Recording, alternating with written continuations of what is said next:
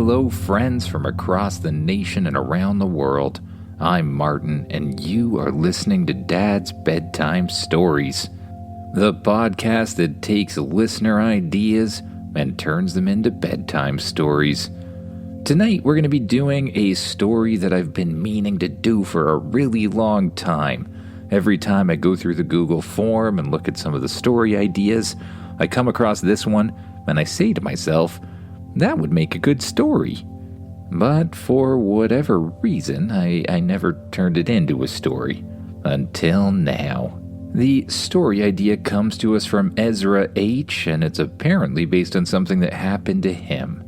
Ezra wanted a story about a stuffed puppy that gets lost and goes on an adventure to get home, eventually finding a mailman to deliver him. So, Ezra, we're going to make that story come to life tonight. Now, I don't know all of the details about your stuffy, like its name or anything like that, so I went ahead and made those up, and I hope you like what we came up with. As many of you know, I am currently on vacation, and as such, I have outsourced this story to artificial intelligence. Most of my stories completely created by me, based on listener ideas, of course, but this one, almost entirely created by artificial intelligence. Now, I think AI took this story and created something pretty fun with it, so have a listen and let me know if you agree.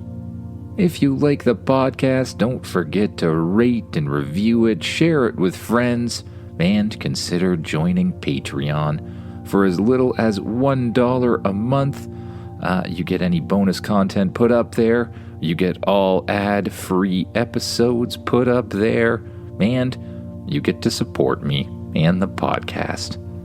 Now, it's time to close your eyes, get as comfy as you can in that bed, and imagine yourself doing what the kid in the story does. Or, I guess in this case, the stuffed puppy dog. The sun was warm and golden, and the sky stretched blue and cloudless over the city. Children ran through the grass with arms out like airplanes. Kites danced, birds chirped, and in the middle of it all sat Ezra, with his best friend tucked securely under one arm. Barkley was no ordinary stuffed animal. He was small, brown, and worn in the best kind of way.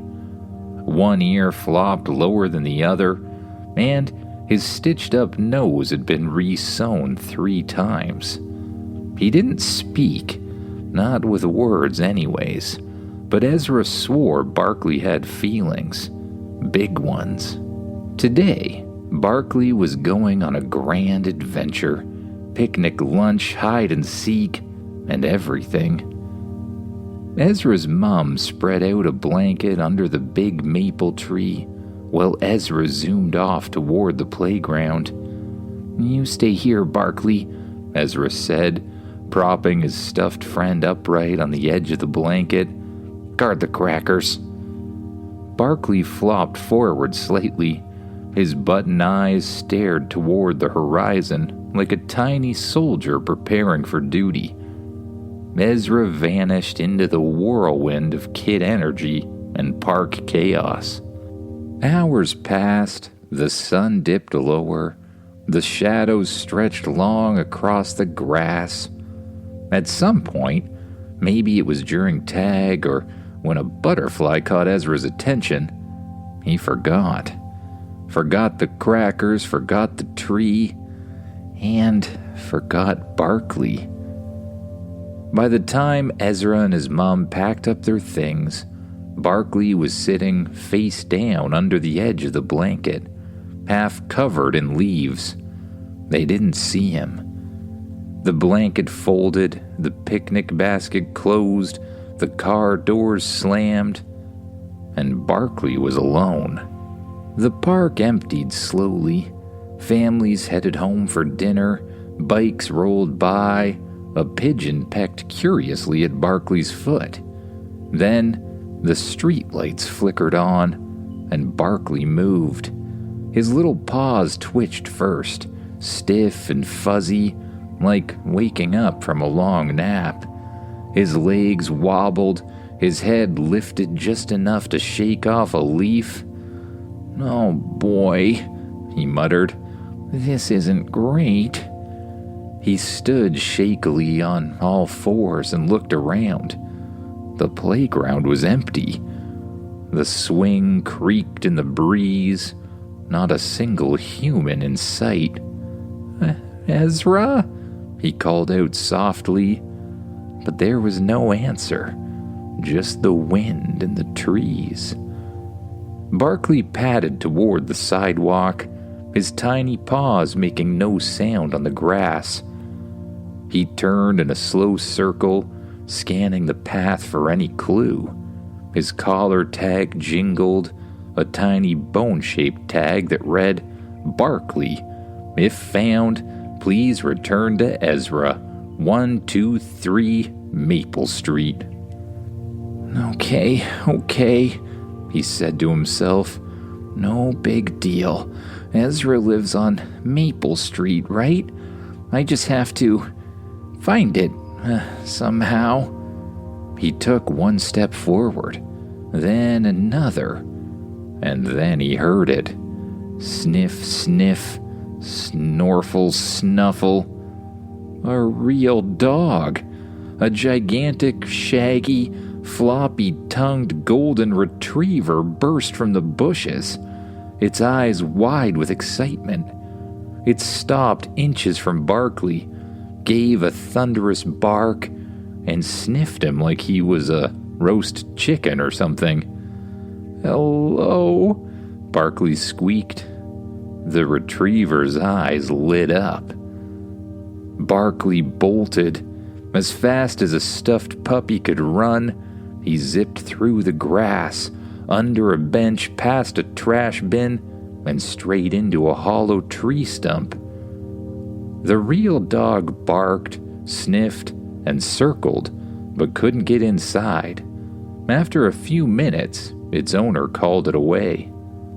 Barkley sat inside the stump, panting, even though he didn't technically have lungs. This is gonna be harder than I thought. That night, as the park fell still and the stars blinked above, Barkley peeked out of the stump. The coast was clear.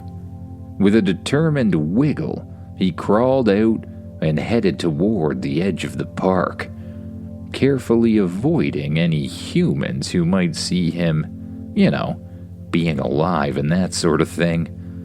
"All right, Maple Street," he whispered. "I'm coming, Ezra." And with that, Barkley began his long journey home. By the time Barkley made it to the edge of the park, the night was deep and full of strange sounds. Rustling trees, hooting owls, and the distant screech of tires. He had no idea which way Maple Street was. All he knew was that it wasn't here.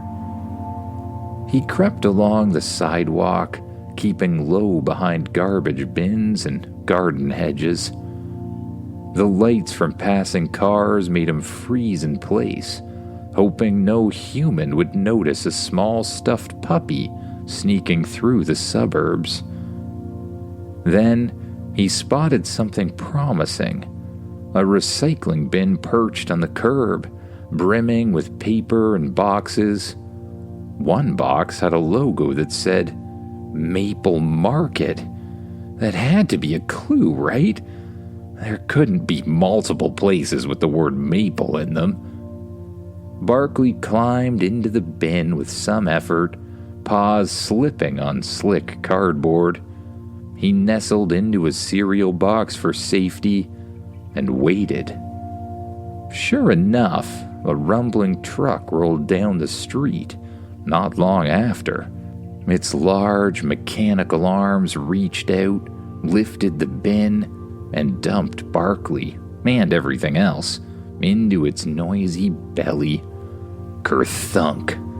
Everything went dark. Barkley tumbled among newspapers, egg cartons, and empty spaghetti jars. The ride was bumpy, but he held on to hope. If the box said Maple Market, well, maybe the truck would take him close to home. Hours passed. Maybe minutes, though. Time felt weird in the belly of a recycling beast. When the truck finally stopped and dumped its cargo, Barkley peeked out. To his disappointment, it wasn't Maple Street. It wasn't even close. He was in the back lot of a large, dimly lit thrift shop. A flickering sign read, "Sunny Side Secondhand, where lost things get found." Well, Barkley sighed, at least the name's hopeful. Hold on, Ezra. I'll be back eventually. He waited until the coast was clear. Then he wriggled free of the recycling pile and made his way over to the back door of the thrift shop. Luckily, it was slightly ajar, held open by a crooked floor mat. Inside, the store smelled like old blankets, popcorn, and a hint of forgotten dreams. Barkley padded between the aisles of dusty books and faded clothes, peeking up at the shelves filled with abandoned board games and tangled headphones. Then he heard a voice. "Psst, you're new." Barkley turned and saw a strange creature perched on a shelf, a round, bug-eyed plush owl with half-missing feathers and a monocle stitched onto one eye. "My name is Professor Hoot," the owl said, "keeper of all unclaimed fluff in this establishment." "Hi," Barkley said, blinking. "I'm Barkley. I'm just trying to get home to my kid." "Ah," Hoot said, "the classic quest, rarely successful, tragically noble." Have you ever tried it?" Barkley asked. "Certainly not. I'm a library owl. My destiny is to remain exactly where I am and observe the tragedy of the toy cycle. But you're mobile." I have to get back to Ezra," Barkley insisted. "He needs me." Professor Hoot looked him up and down. "You've got heart and stuffing. Maybe too much stuffing in the knees. Bit clumsy, aren't you?" "I was packed in a cereal box," Barkley muttered. "I think my stuffing kinda got squished around a bit." "Well, I admire your resolve," Hoot said, hopping slightly. "You'll want to head east. There's a post office 2 blocks down. If you're clever, you can sneak in overnight and use your collar tag. Humans love mail. They're weird like that." Barkley's eyes lit up. "That could work. Thank you." "Do me a favor," Hoot called as Barkley climbed down the shelf. "If you make it, tell the world that Professor Hoot sent you." Okay. Will they know who that is or what that means?" Barkley asked. "Probably not," Hoot admitted. Back outside, Barkley felt a surge of hope. The sky was beginning to lighten, a soft purple glow blooming over the rooftops. He turned east, just like Hoot said, and then began to scamper east before the thrift shop owner came to open the thing up. But as he crossed the first intersection, clouds rolled in. A raindrop splattered against his head, then another, then 10 more. "Aw, crumpets," Barkley muttered. The rain came down fast, cold, and heavy. Barkley raced to the nearest cover, a big blue mailbox. He scrambled up its side and flopped into the slot with a soggy plunk. The inside of the mailbox was surprisingly dry. Barkley nestled himself in a corner and curled up, shivering. He pulled his tag forward and held it close to the opening. "Ezra," he whispered. "I'm trying. Hopefully I'll be there soon." Then he closed his eyes and let the soft sound of raindrops lull him to sleep. Barkley awoke to the sound of keys jingling. He blinked and sat up as best he could inside the cramped mailbox. His fur now just slightly damp instead of completely soaked. The early morning light peeked in through the slot, and the rain had slowed to a misty drizzle. The door creaked open from the other side.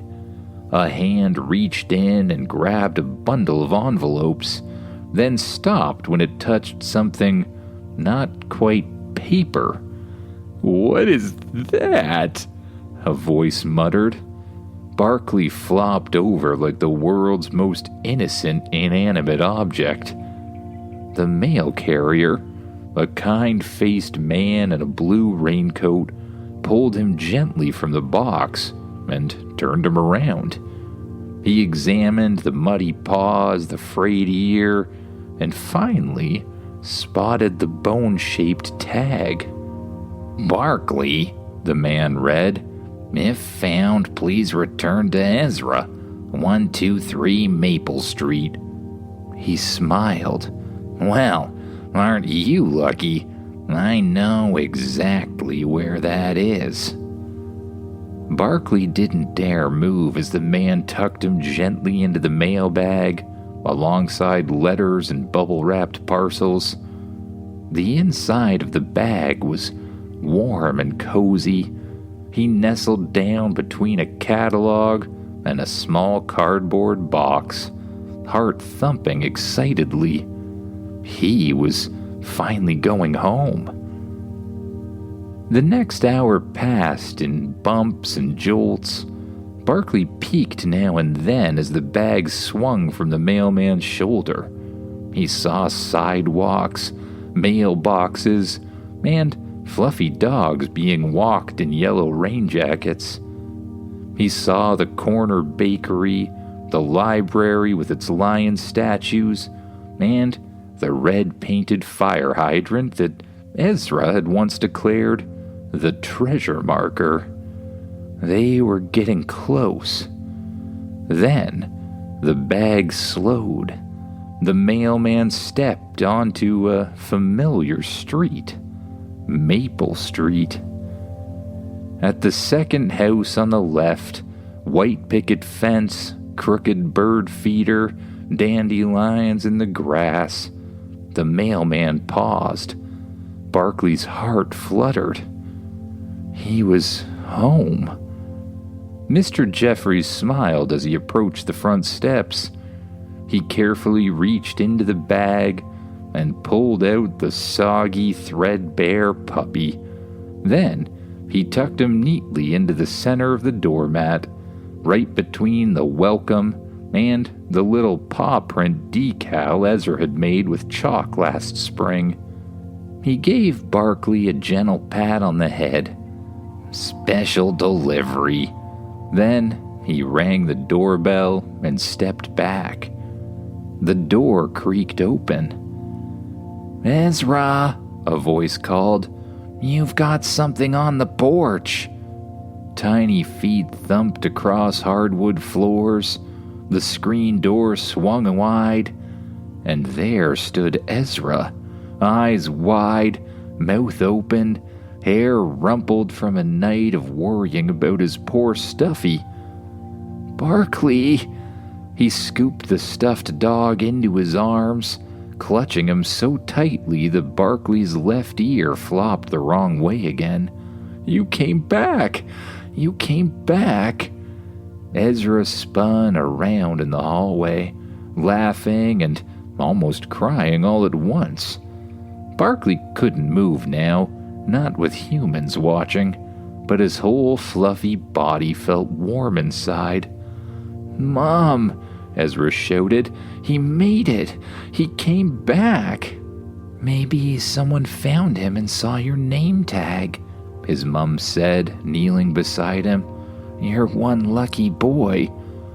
"I knew he would come back," Ezra said, burying his face in Barkley's fur. "I just knew." That night, Barkley sat on Ezra's bed. He felt a little disoriented from the whole washing machine adventure. A thing we don't really need to talk about, but he felt cleaner than ever, fluffier than before. Ezra tucked him under the covers and whispered, "Let me know if you need anything, okay?" Barkley stayed still until the lights clicked off and the room fell quiet. Then, just as Ezra's breathing settled into the rhythm of sleep, Barkley's head turned ever so slightly toward him. And with the tiniest of stuffed sighs, he whispered back, "I've already got everything I need." Barkley allowed his heavy eyes to close, and he began to breathe slowly.